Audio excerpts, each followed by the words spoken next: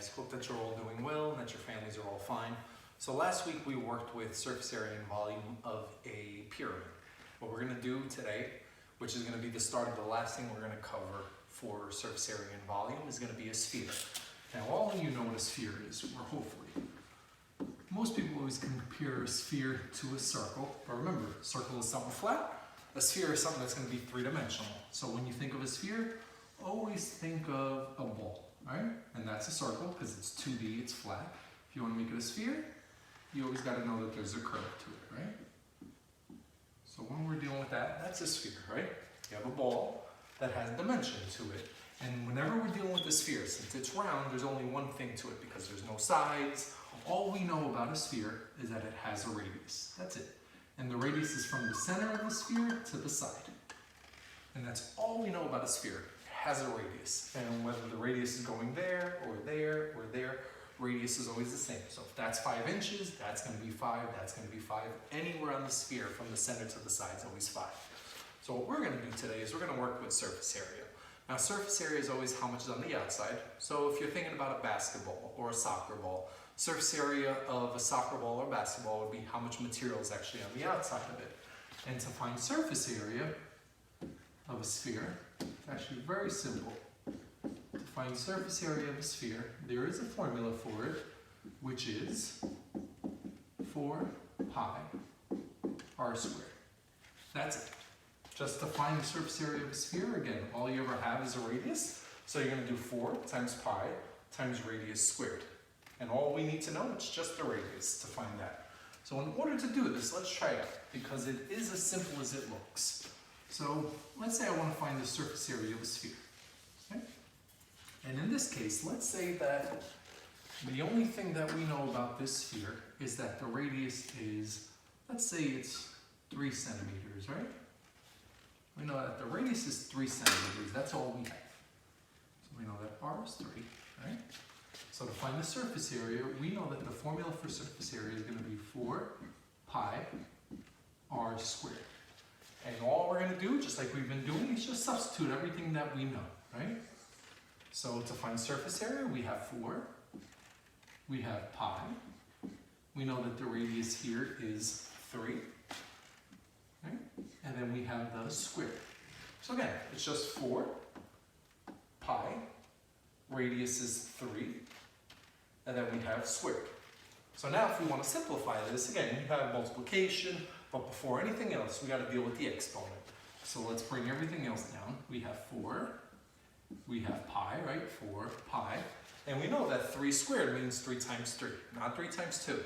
So we know that 3 squared, 3 times 3 is going to give us 9, right? And all I did to get the 9 was I did 3 times 3, which gave us 9, right? 3 squared. Once you have this, now you have 4 pi times 9. And I would say just take care of these two. Join up the 4. Let me do it in a separate color. Let's join up the 4 and let's join up the 9. Because when it's all next to each other, it's all multiplication.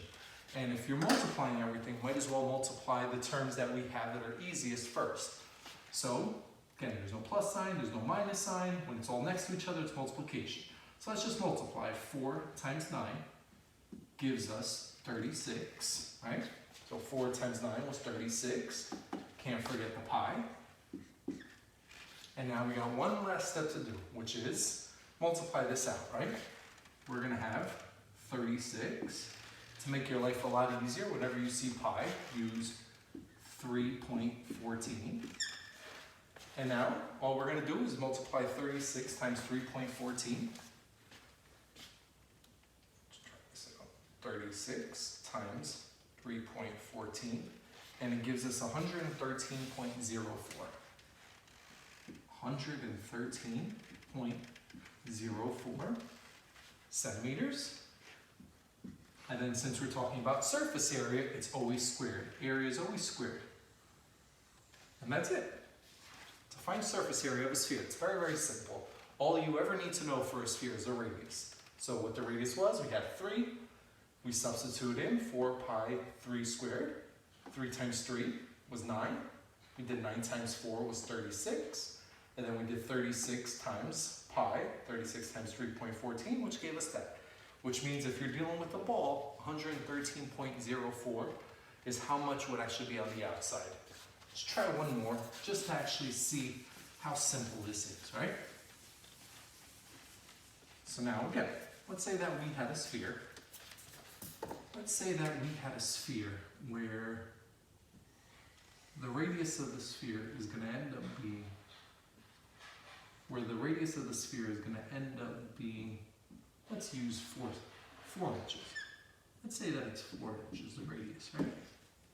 If I now wanted to find the surface area of that, same formula that we always have, right?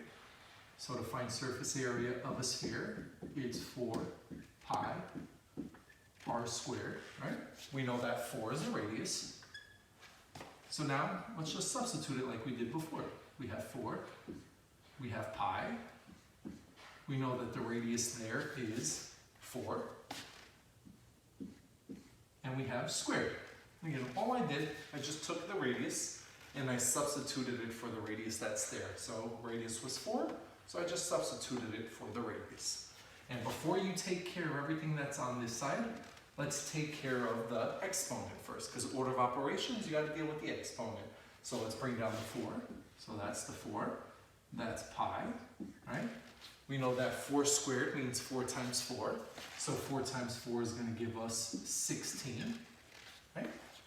Now again, we have 4, we have pi, 4 squared, 4 times 4 gives us 16. Now once we're at this stage, again, before you deal with the pi, just deal with the terms that we know. We have a 4 there, right? We have a 16 there. Might as well just multiply them just to make it a lot easier. We know that 4 times 16 is going to give us 64.